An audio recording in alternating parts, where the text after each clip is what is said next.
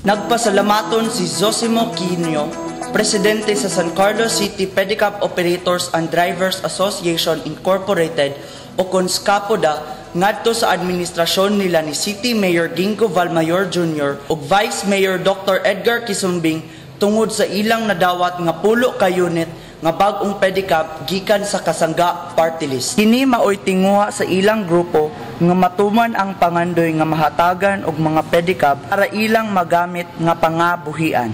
Og kauban sa ato mga membro, amo kami galing palamuon kay ana kay man nga mga hinahanglan sa mga buhian para usab ang katong mga musulod pa o magkamingko pa sa maong astasyon mahatagan usab sa ingana ang mga tawag o mga buhian matagsa sa Ang ceremonial turnover sa pagpanghatag sa mga pedicab ug sa cheque gihimo dito sa City Hall lobby ni atong Hunyo 3, 2013 pinaagi sa Cooperatives and Livelihood Development Office o kon CLDO ilawom sa buhatan sa mayor. Ang mga napulo ka mga pedicab gikan sa ang Kasangga Party List ug ang cheque nga nagkantidad og 68,480 pesos para sa San Carlos City 4-H Club Federation Incorporated gikan sa Department of Agriculture Region 6 pinaagi sa Agricultural Training Institute.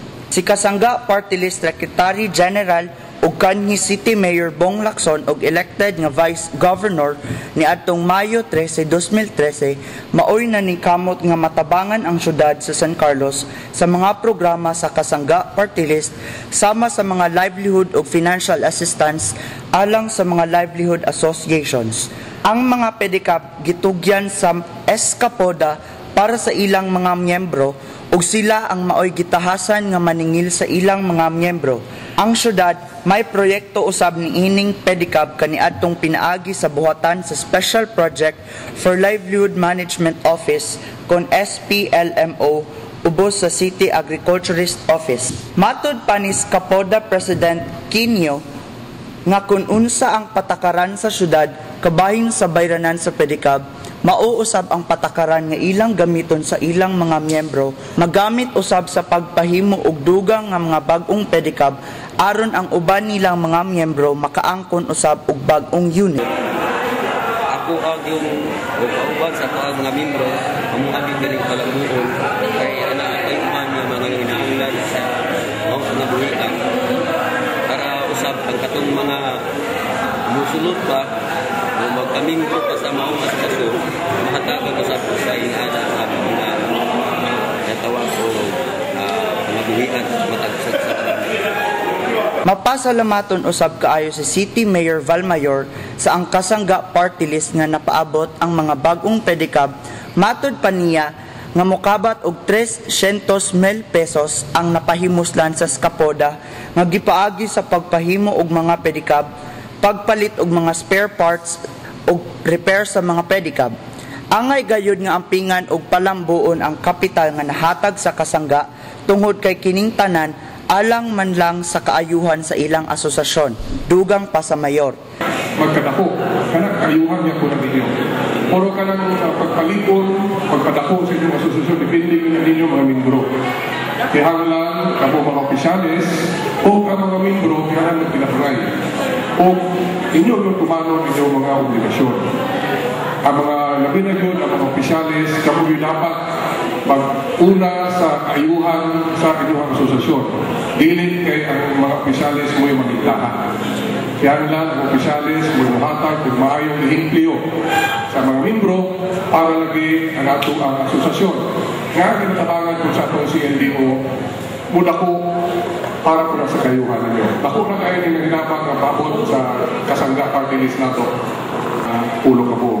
Nga natagaan po na atong spare parts bali, Shinmil po. So yung natagaan yung kapital bali, 250,000. 2,000 pesos nahatag ng seed money sa atong asosasyon. Nakuna na kayo.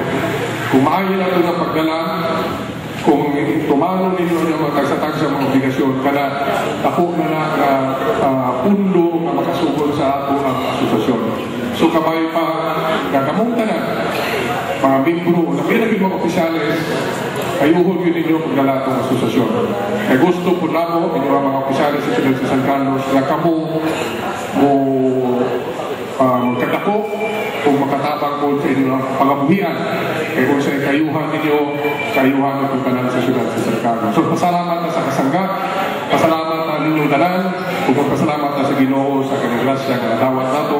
Importante lang yun ang pagpadako ni ini, pagbantay ni ini, na kinitanan, maabot yun ang iyang tumok o paninguha na kani makatabang ka nato. So, magpasalamat ang dalan, o kagyan, ayun ka rin pagdala para sa kayuhan. Ayun ka rin. Kabahin usab sa hinabang ngadto sa 4-H Club Federation si Raymond Hipitolan, Senior Cooperative Development Specialist sa CLDO nagkanayon nga ang maong salapi maoy gamiton sa federasyon alang sa peanut production project ug sila aduna na yuta nga 2 ka ektarya dito sa Barangay Kudkod para matamnan og mga mani.